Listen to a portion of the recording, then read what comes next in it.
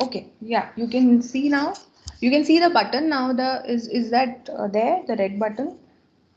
You can see the symbol that is there. Yeah, it showed Yes. up. I'm on phone, so I can't tell. Okay, But no problem. someone can. Yeah.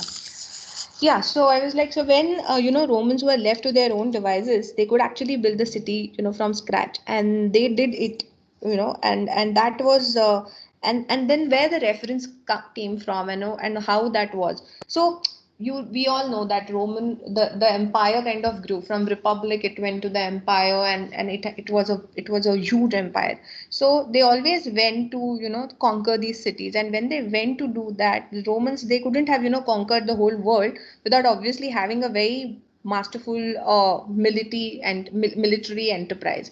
So wherever they used to go to conquer, they used to set these military camps, and those camps were called as castrum, and based on those, the design of those camps comes the reference of the city. Okay. And yeah, I mean, you can see one of the again aerial image of Rome and the Tiber River. Okay, this was a very important aspect of the city, which kind of led to very meticulous water systems, and we'll of course see that again. But yeah, that was again one of the important character, one of the important aspect that gave the character to the city. Okay, so yeah, this is what I was talking about. That so and they everywhere they went on various campaigns, their various military campaigns. They would build these camps, and those camps were always laid out in a very geometric plan along the grid, usually square or a rectangle.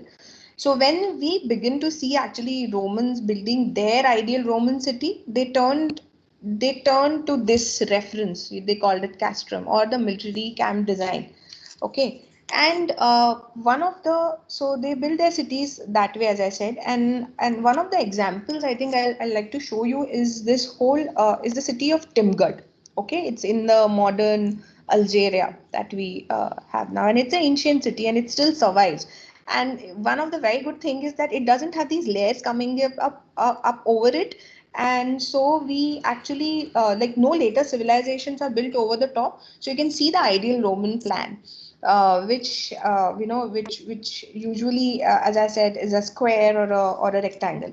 And it has, so if we see these aspects or these different aspects of this Roman plan are especially these streets. One is the vertical and the horizontal street. So the horizontal street was called as Decumanus, and the vertical street was the Cardo. So these were the two important streets, and they used to intersect and at the center. And where they intersect, normally the forum used to be placed there. So the Cardo, so like the two main streets of the city, to the north south is the one at the north south basically is called as Cardo, and the east west is called as the Decumanus. So we'll see these again as we see some more cities, examples of more cities, and the Cardo and the Decumanus, and you can see that they cross exactly like at the center, and then there are these rectangular blocks arranged in the grid plan, which then houses other buildings and other different typologies that came up during that era. Okay. So yeah, this is what it looks like, and again, it gives us like a very inkling of what the Romans, and when the Romans thought of an ideal Roman town planning, it was this grid plan, and not Rome actually was built like this, but this grid plan is what they had very much in their mind, and a very important reference that they had. Though Rome was built in a very ad hoc way, but yeah.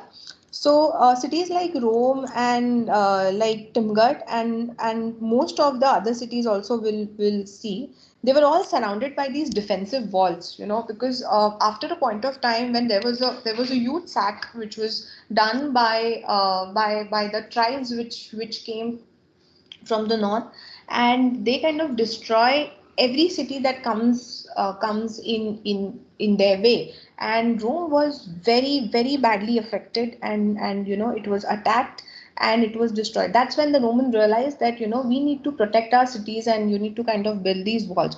Though it was protected, there was a very important naval base. Of course, we will also talk about it. So that was protected. It was protected from the sea. But what about the land, and how do we protect them?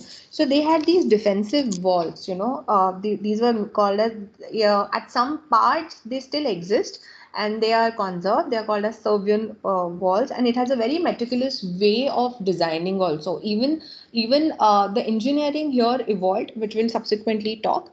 But yeah, so Rome was only too aware of these dangers of attacks from others, and consequently they walled their cities. And um, and Servian wall is one of the important kind of wall, which we have, and which exists, one of the largest stretch that exists. Okay. Yeah. Now coming to another city, which is the city of Pompeii.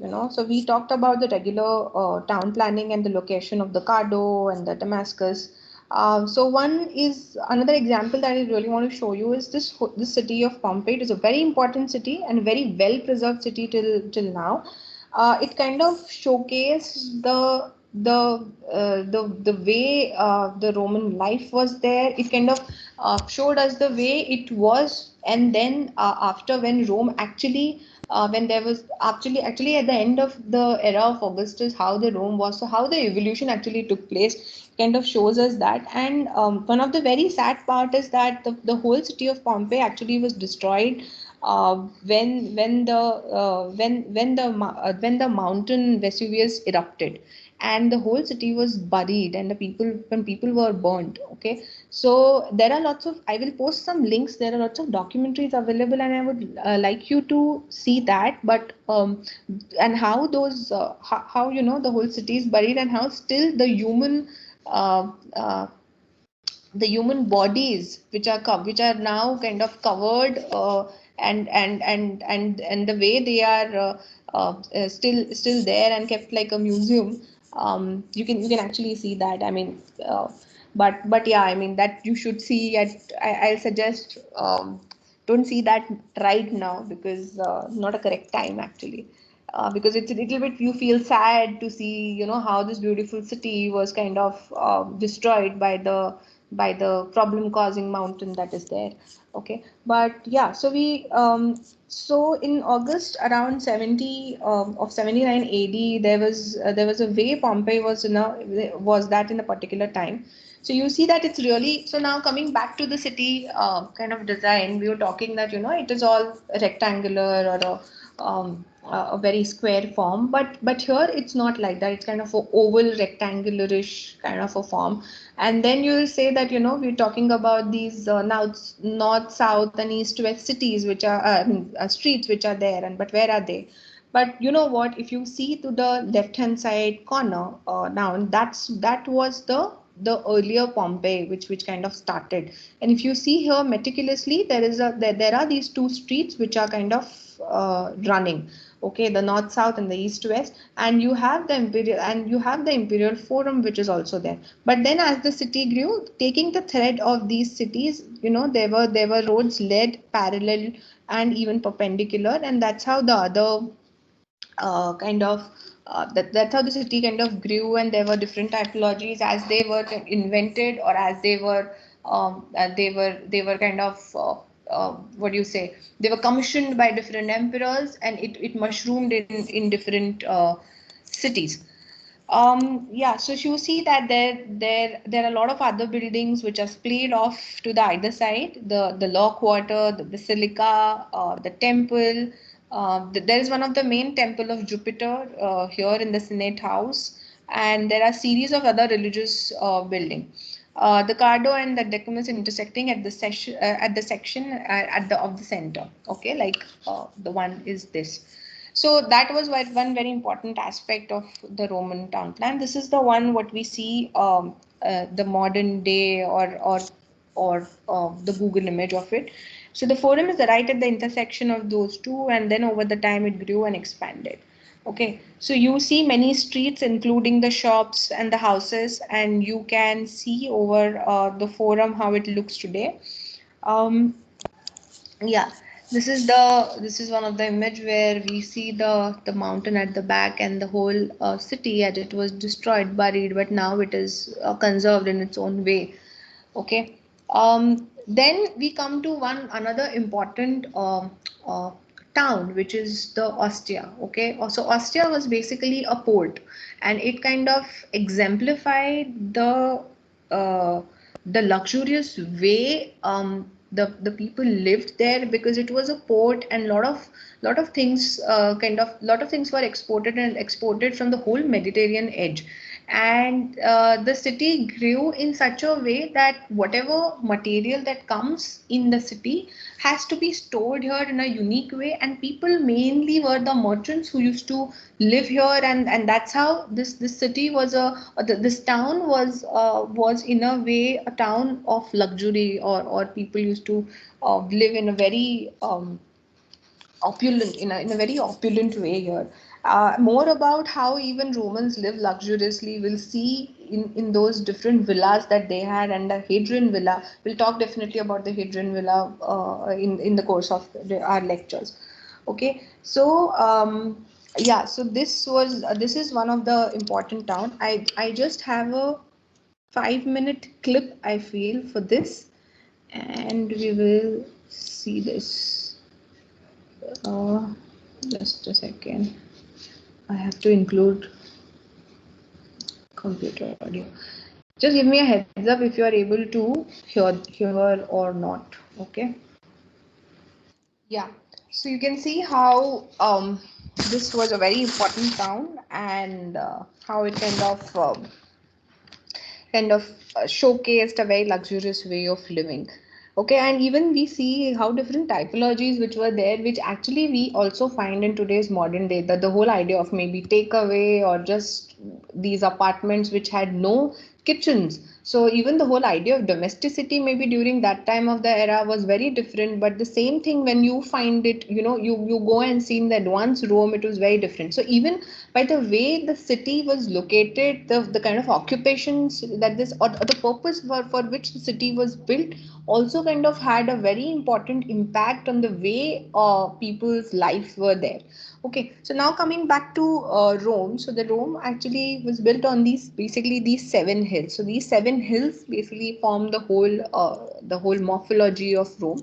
But as I said, it goes back to the Iron Age. The whole idea of the founding of the Rome, is still shrouded. This whole myth is still shrouded. And there were these two twins which were raised by the wolves, and then Romulus was the one who found the city. And if we go to, so in on the Palatine Hills, we still have this remains of these hut, which is the Romulus hut, which was there in the Iron Age. The village used to look like that. The hut was typically of a square plan with rounded corners. And one of the important thing was it was with this you have it was of stone and wood. So you have these columns which are coming and then hitting the ground, and there were these kind of holes there on which the columns used, which will go inside. So this the stone is called tufa, which the Palatine Hill is made. And that's how the whole village was set up. Even as I said, lots of trade was taking place during the Roman rule, and there were these different kind of regions from where what can be traded or what can be exported, and the very important entry point for all this, or exit point for all this, was Ostia. So yeah, this is how the whole city, the morphology of the whole city is, and the river the river coming through makes a very important gesture. And it also and of course, because we all know, because of the whole way the city and the geography is, even the whole aspect of water system, that is the whole system of these aqueducts, and the whole range of coming them together, it was very well executed.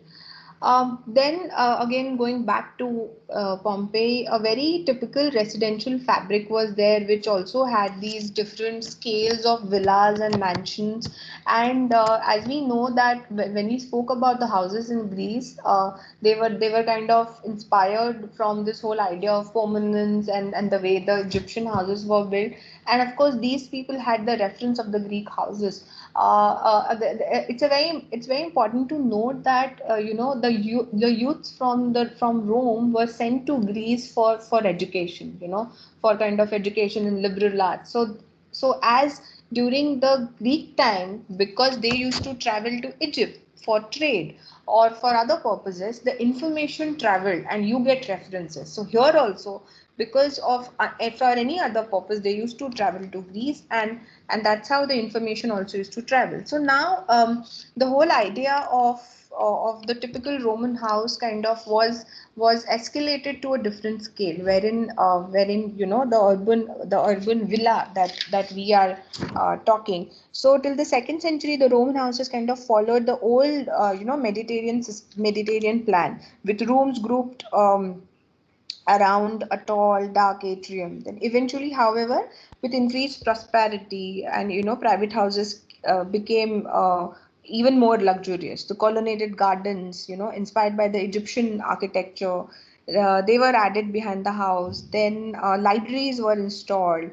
Fountains were there. The summer dining rooms were different. The winter dining rooms were different. Even there were private baths which was installed. And of course, we also saw this whole idea of representation of a body and the way the sculptures were done. Very very intricate carvings, and the very intricate carvings of the bust, and that's how the whole figure was kind of imagined.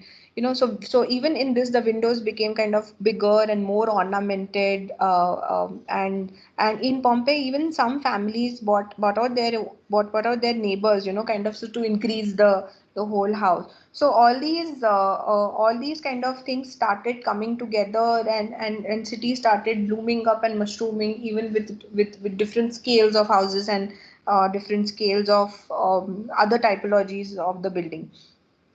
So and of course, even in Pompeii, one of the important things is that the people who lived there were mainly, most of the people, I would say, were mainly based on the Etruscan traditions. Okay, we are not going to go back and talk about all that because we don't have much kind of bandwidth here. But yeah, so that's why even Pompeii is considered as one of the important cities, which kind of gives us a very basic and rooted information of what the Rome was about. Okay, then we come to the imperial, the Rome, the Augustus, which was one of the first Roman emperor. So Romans shift from republic to empire kind of coincided with the trend of defying the rulers. And even we saw the rulers were, or the emperor was viewed as this, or equated with divinity. So there was a very lot importance that was given to the emperor. So the emperor Augustus, who kind of followed the Caesar, changed the whole Rome. It is said that when Augustus started ruling, the Rome was I mean, it was said that the Rome was found in brick, but when he died, he left in the city of marble. So this is not actually far from the truth, that whole 40 years of his reign, Augustus practically rebuilt the entire city. And more than anything, he kind of remodeled the whole Roman forum. So forum was again a very important place, like agora, what we saw in Greece. So a lot of important discussions, decisions were taken there. What I feel is the whole aspect of Roman art, the main difference that we see here is, here lots of buildings, lots of typologies, or lots of architecture marvels that came now. They are more they more kind of are expression of a political will. It's very important for a patron to be there to commission something, and that kind of commissioned building it represents also power, represents the way the emperor would be remembered. Okay, so even so, understand the magnitude of different efforts that Augustus took. um, we need to first realize that when I was talking about, Rome was very unattractive and very unsafe city, and that's how the whole idea of these massive walls kind of came up. So it had a population of, that time, it had a population of 1 million. Crime, corruption, speculations, mismanagement caused the temples to be neglected. The public structures crumbled. Many parts of the city were nothing better than kind of slums. Even the kind of materials that were used was very different and very susceptible to fire. There's a very interesting documentary, it's I think of Natural Geography. It's 1 hour wherein they're talking about the Great Fire in Rome, where the material first used was wood, and how, because of that susceptible material, the whole city was set on fire and when was destroyed. So Augustus' efforts was on basically attempt to bring order to the core of the city after the major uh, um, after, I mean, and he also created different water systems, restored, almost 82 temples, increased spending on public building and street repairs, and even established a fire brigade of six, 100 slaves. So there are a lot of order that Augustus came with a very, very bigger and a very different vision. And there are a lot of things he changed, and of course, any change will not come without rebel. So when even we are talking about Augustus, there are different aspects or there are different lens we see from. So he also remolded lot of law. So there again, I have a very small TED talk for you, which actually tells how in history Augustus at some point is seen as a dictator, but at another point he is seen as someone who was a very important person who got the breakthrough in the whole Roman Empire. So yeah, yeah. So 1 second. Yes. His reign marked the beginning of one of history's greatest empires and the end of one of its first republics. Was Rome's first emperor a visionary leader who guaranteed his civilization's place in history, or a tyrant who destroyed its core values? Find out in History versus Augustus. Order, order. The defendant today is Gaius Octavius? Gaius Julius Augustus. Caesar. Do we have the wrong guy? No, Your Honor. Gaius Octavius, born in 63 BCE, was the grandnephew of Julius Caesar. He became Gaius Julius Caesar upon being named his great-uncle's adoptive son and heir, and he gained the title Augustus in 27 BCE, when the Senate granted him additional honors. You mean when he established sole authority and became Emperor of Rome? Is that bad? Didn't every place have some king or emperor back then? Actually, Your Honor, the Roman people had overthrown their kings centuries before to establish a republic, a government meant to serve the people, not the privilege of a ruling family. And it was Octavius who destroyed this tradition. Octavius was a model public servant. At 16, he was elected to the College of Pontiffs that supervised religious worship. He fought for Rome in Hispania alongside his great-uncle Caesar, and took up the responsibility of avenging Caesar's death when the corrupt oligarchs in the Senate betrayed and murdered him. Caesar had been a power-hungry tyrant who tried to make himself a king while consorting with his Egyptian queen Cleopatra. After his death, Octavius joined his general Mark Antony in starting a civil war that tore Rome apart, then stabbed his ally in the back to increase his own power. Antony was a fool. He waged a disastrous campaign in Parthia and plotted to turn Roman territories into personal kingdoms for himself and Cleopatra. Isn't that what Caesar had been accused of? Well, So Octavius destroyed Antony for trying to become a king and then became one himself? that's right. You can see the megalomania even in his adopted title, the Illustrious One. That was a religious honorific. And Augustus didn't seek power for his own sake. As winner of the Civil War and commander of the most troops, it was his duty to restore law and order to Rome so that other factions didn't continue fighting. He didn't restore the law, he made it subordinate to him. Not true. Augustus worked to restore the Senate's prestige, improved food security for the lower classes, and relinquished control of the army when he resigned his consul post. Mere optics. He used his military influence and personal wealth to stack the Senate in his favor, while retaining the powers of a tribune and the right to celebrate military triumphs. He kept control of provinces with the most legions, and if that wasn't enough, he assumed the consul position twice more to promote his grandchildren. He was clearly trying to establish a dynasty. But what did he do with all that power? Glad you asked, Your Honor. Augustus's accomplishments were almost too many to name. He established consistent taxation for all provinces, ending private exploitation by local tax officials.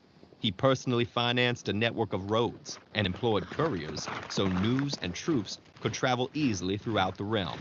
And it was under Augustus that many of Rome's famous public buildings were constructed.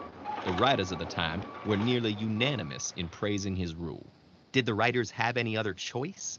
Augustus exiled plenty of people on vague charges, including Ovid, one of Rome's greatest poets. And you forgot to mention the intrusive laws regarding citizens' personal lives, punishing adultery, restricting marriage between social classes, even penalties for remaining unmarried. He was trying to improve the citizenry and instill discipline, and he succeeded. His legacy speaks for itself. 40 years of internal stability, a professional army that expanded Rome's frontiers in all directions, and a government still remembered as a model of civic virtue. His legacy was an empire that would go on to wage endless conquest until it collapsed, and a tradition of military autocracy. Anytime a dictator in a general's uniform commits atrocities while claiming to act on behalf of the people, we have Augustus Caesar to thank. So you're saying Augustus was a good emperor, and you're saying there's no such thing. We're used to celebrating historical leaders for their achievements and victories, but to ask whether an individual should have such power in the first place is to put history itself on trial. So again, it was one of the interesting point of views that one has. So I always used to. I'm saying that What is History by E.H. Carr. I always refer this book, and you actually should read it at some point to always question, rather than accepting what was there. But one thing is for sure that with his 40 years of rule, there was a lot of order and restoration of law which was there, and that led to other kind of reforms that happened after with different emperors coming in. Okay, so now little bit deviating and kind of coming back to architecture. So the Augustus age was was a boon for architects, and leading Vitruvius, which was to compose a treatise. That time, this was the one who kind of writes anything that was called as a treatise, entitled called as 10 books on architecture. Okay, so known, which is actually known today as 10 books on architecture, and it was the Architectura. So through this book, though this book kind of contains vast amount of useful different information on construction materials, choice of site, and even the education, that time of an architect, wherein there were these different ateliers and you have to work under them. And that's how you learn. There was no formal education for architects but yeah, this whole idea of educating an architect kind of started mushrooming. So Vitruvius was generally critical of architectural developments of his age, that is the Augustus age. He was a bit hesitant to accept concrete, and felt that many of the new buildings commissioned by Augustus were built without guiding principles. So now, what guiding principles that he's talking about? So in attempting to re-establish these different principles, he argued that there were these three orders, that we have from the Greeks, that is Doric, Ionic, and Corinthian, that should be governed by proportions unique to each, and they can't be just titrated according to the building or a different typology. And even Vitruvius also differentiated, between these three aspects. I'm sure you must have heard about it, is this formitas, utilitas, and venistas, which means durability, usefulness, and beauty. So he argued that each building is needed to be designed with these criteria in mind. A warehouse, for example, like it should not be built with the usefulness in the mind. That is the only functional aspect. That it should not be like the only functional aspect which is taken care of, but so that it is not unpleasant to look, but whereas it has to be both functional and aesthetic. So where a palace should be built in beauty in mind, but nonetheless the design for the ages. So that's what I mean. Though the typology is super functional, but at the same time, no typology has to be underestimated with respect to aesthetic. So, but the impact this Vitruvius had on Roman architecture was minimal at that time, because that time the treatise was kind of composed and he was critical. That was his opinion he was writing, and that's how the treatise was formed. But when this copy, of this treatise were discovered around 14th century in one of the monastic library in Switzerland, it became one of the very important foundations for architectural theory in Europe. And of course, now till now we refer it till now all the 3, 4, 5 centuries, and a very important document for the classical antiquity. There are some of these extracts that I found interesting from Vitruvius. So I just put it up here. So architecture depends on fitness and arrangement. It also depends on proportion, uniformity, consistency, and economy. Okay, very practical kind of quote. Then arrangement is the disposition in their just and proper places of all the parts of the building, and the pleasing effect of the same, keeping in view its appropriate character. Again, the way he is trying to, go back to what the Greeks did and what was happening here in Rome. Then the proportion is that agreeable, kind of harmony between the several parts of building, which is result of a just and regular agreement of them with each other. The height, the width, so we always talk about the height to width ratio, the scales, the internal scale, the external scale, and how things come together. And another important thing that happened was, the whole development of the Corinthian capital. We all know this obscure story about how Corinthian capital came to existence. But you see the way it was kind of it evolved during the Roman times. Of course, we'll see it more. Though the other orders were not evolved, you couldn't do much to the other orders, but the Corinthian order was experimented a lot and evolved in very different ways. Okay, so in this, so yeah, so that's how these were some of the important kind of developments or important aspects to start up with what Roman architecture is or about, and we will see a lot of them in coming classes. But mainly today we were talking. I wanted to give you just an introduction about how the cities develop, what were the major kind of start points, and then we will see all these aspects through different examples. Of course, Pantheon is there, and different public buildings are there. Okay. So yeah, that's all for today. Anything, I'll post some of the links which I have found out, and I'm sure that will be useful for you guys also, which actually kind of gives the whole view of what was there. And there are interesting documentaries which are also present in National Geographic. You can see if you are interested. Okay.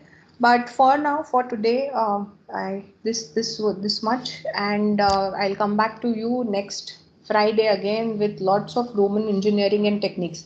Okay, so yeah, anything, and yeah, one more thing, that your humanities, you will have an exam. Okay, for this, I just